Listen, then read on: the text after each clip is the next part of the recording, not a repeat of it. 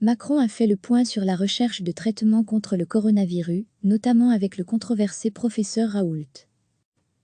Emmanuel Macron a rencontré jeudi le PR Didier Raoult, chantre de l'utilisation très controversée d'un dérivé de la chloroquine contre le coronavirus, à quelques jours d'une allocution au cours de laquelle il doit détailler la suite du confinement face à l'épidémie qui a tué près de 11 000 personnes en France. Après avoir rencontré dans la matinée d'autres chercheurs, dans un hôpital universitaire près de Paris, pour faire le point sur la recherche de traitements, le président de la République a été accueilli vers 15h45 à l'Institut hospitalo-universitaire, IU, de Marseille, où travaille le PR Raoult. Devenu l'une des figures de cette crise, Didier Raoult a publié 2 études sur l'hydroxychloroquine, dérivée de la chloroquine, un médicament contre le paludisme, qui prouve, selon lui, l'efficacité de ce traitement contre le coronavirus. Mais nombre de scientifiques estiment impossible de tirer cette conclusion sur la seule base de ces études, en raison de la manière dont elles sont élaborées. Il est soutenu par un certain nombre de responsables politiques et une pétition baptisée Dièse ne perdons plus de temps, lancée par l'ex-ministre de la Santé Philippe Douste-Blazy et demandant à assouplir les possibilités de prescription de la chloroquine, dépassait jeudi après-midi les 456 000 signatures. La visite d'Emmanuel Macron à Marseille s'inscrit dans des consultations menées avant son allocution aux Français programmée lundi soir. Entamé le 17 mars et déjà prolongé une fois, le confinement se poursuivra après mardi prochain, a d'ores et déjà prévenu l'Élysée, sans préciser la durée du nouvel allongement. Outre cette question, le chef de l'État devrait également aborder lundi la situation économique et sociale, alors que l'épidémie et le confinement indispensable à sa jugulation ont précipité la France dans une récession historique. Le gouvernement prévoit désormais un effondrement du produit intérieur brut, PIB, de 6% cette année, une estimation basée sur un confinement allant jusqu'à mi-mai. Il s'agit de la plus grande récession en France depuis 1945, a souligné le ministre de l'Économie, Bruno Le Maire, dans Les Échos. Face à l'ampleur de la crise et aux besoins croissants des entreprises, le gouvernement a doublé son plan d'urgence, qui passe de 45 à 100 milliards d'euros, et les dépenses exceptionnelles dédiées à la santé vont augmenter de 2 à 7 milliards d'euros, faisant gonfler le déficit et la dette publique.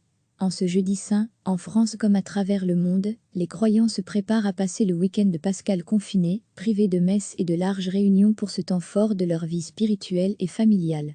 Vacances de printemps et beau temps obligent, après Paris et 5 autres départements franciliens, c'est en Alsace, région très touchée, que toute activité sportive individuelle sera interdite en journée à partir du week-end de Pascal. Et pas question de s'offrir une escapade sur la Côte Bleue, ou dans les Alpilles, dans les Bouches-du-Rhône, où les vacances débutent également ce week-end, les contrôles du confinement seront renforcés sur le littoral, sur l'autoroute, et dans les massifs. Et en Ardèche, les sorties à plieurs sont interdites.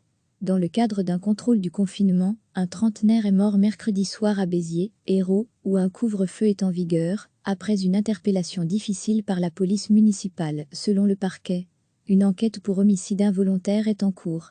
La France a enregistré mercredi un nouveau très lourd bilan quotidien dans les hôpitaux, avec 541 décès supplémentaires en 24 heures, soit un total de 7 632 depuis début mars.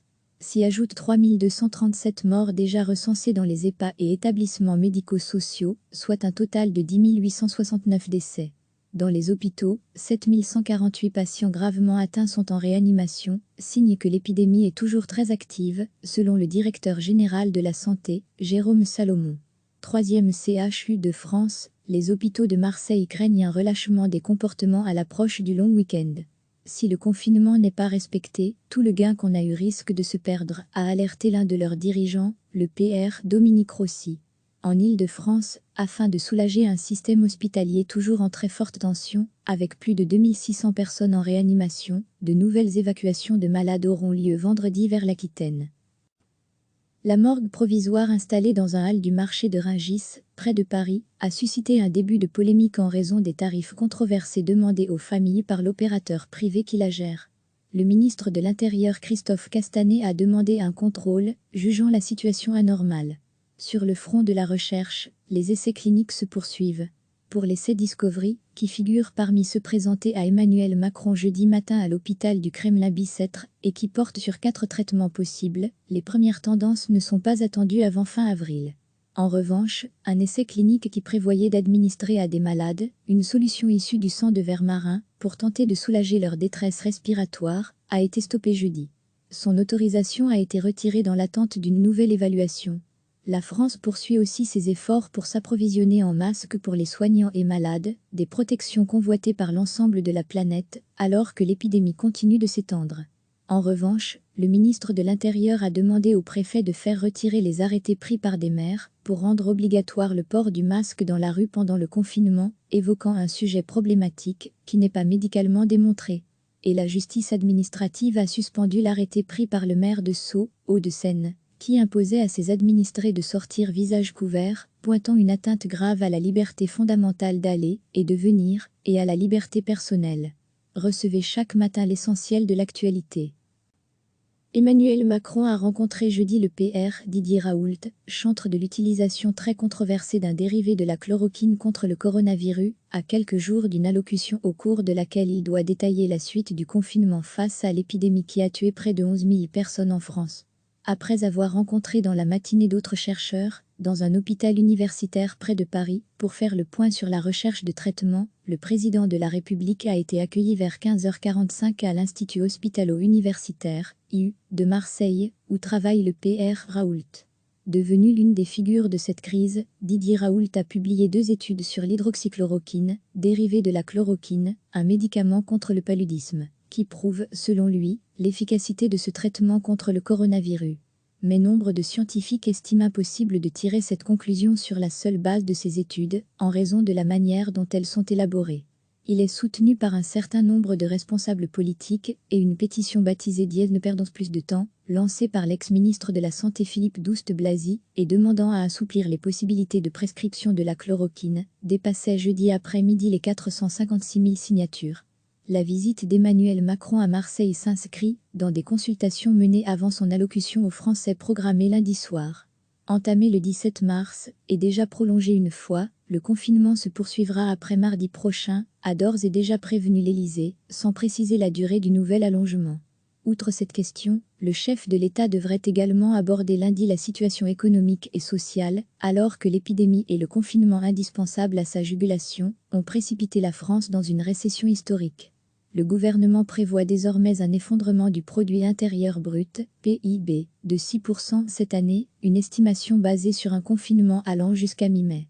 Il s'agit de la plus grande récession en France depuis 1945, a souligné le ministre de l'Économie, Bruno Le Maire, dans Les Échos. Face à l'ampleur de la crise et aux besoins croissants des entreprises, le gouvernement a doublé son plan d'urgence, qui passe de 45 à 100 milliards d'euros, et les dépenses exceptionnelles dédiées à la santé vont augmenter de 2 à 7 milliards d'euros, faisant gonfler le déficit et la dette publique. En ce jeudi saint, en France comme à travers le monde, les croyants se préparent à passer le week-end de Pascal confiné, privés de messes et de larges réunions pour ce temps fort de leur vie spirituelle et familiale. Vacances de printemps et beau temps obligent, après Paris et 5 autres départements franciliens, c'est en Alsace, région très touchée, que toute activité sportive individuelle sera interdite en journée à partir du week-end de Pascal. Et pas question de s'offrir une escapade sur la Côte Bleue, ou dans les Alpilles, dans les Bouches-du-Rhône, où les vacances débutent également ce week-end, les contrôles du confinement seront renforcés sur le littoral, sur l'autoroute, et dans les massifs. Et en Ardèche, les sorties à plusieurs sont interdites. Dans le cadre d'un contrôle du confinement, un trentenaire est mort mercredi soir à Béziers, Hérault, où un couvre-feu est en vigueur, après une interpellation difficile par la police municipale, selon le parquet. Une enquête pour homicide involontaire est en cours.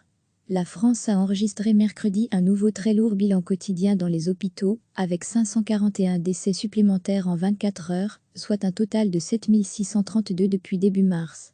S'y ajoutent 3 237 morts déjà recensés dans les EHPAD et établissements médico-sociaux, soit un total de 10 869 décès. Dans les hôpitaux, 7 148 patients gravement atteints sont en réanimation, signe que l'épidémie est toujours très active, selon le directeur général de la Santé, Jérôme Salomon. 3e CHU de France, les hôpitaux de Marseille craignent un relâchement des comportements à l'approche du long week-end. Si le confinement n'est pas respecté, tout le gain qu'on a eu risque de se perdre, a alerté l'un de leurs dirigeants, le PR Dominique Rossi. En Île-de-France, afin de soulager un système hospitalier toujours en très forte tension, avec plus de 2600 personnes en réanimation, de nouvelles évacuations de malades auront lieu vendredi vers l'Aquitaine. La morgue provisoire installée dans un hall du marché de Rungis, près de Paris, a suscité un début de polémique en raison des tarifs controversés demandés aux familles par l'opérateur privé qui la gère. Le ministre de l'Intérieur Christophe Castanet a demandé un contrôle, jugeant la situation anormale. Sur le front de la recherche, les essais cliniques se poursuivent. Pour l'essai Discovery, qui figure parmi ceux présentés à Emmanuel Macron jeudi matin à l'hôpital du Kremlin-Bicêtre et qui porte sur 4 traitements possibles, les premières tendances ne sont pas attendues avant fin avril. En revanche, un essai clinique qui prévoyait d'administrer à des malades une solution issue du sang de ver marin pour tenter de soulager leur détresse respiratoire a été stoppé jeudi. Son autorisation a été retirée dans l'attente d'une nouvelle évaluation. La France poursuit aussi ses efforts pour s'approvisionner en masques pour les soignants et malades, des protections convoitées par l'ensemble de la planète, alors que l'épidémie continue de s'étendre. En revanche, le ministre de l'Intérieur a demandé au préfet de faire retirer les arrêtés pris par des maires pour rendre obligatoire le port du masque dans la rue pendant le confinement, évoquant un sujet problématique qui n'est pas médicalement démontré. Et la justice administrative a suspendu l'arrêté pris par le maire de Sceaux, Hauts-de-Seine, qui imposait à ses administrés de sortir visage couvert, pointant une atteinte grave à la liberté fondamentale d'aller et de venir, et à la liberté personnelle. Cliquez sur s'abonner pour recevoir les dernières nouvelles.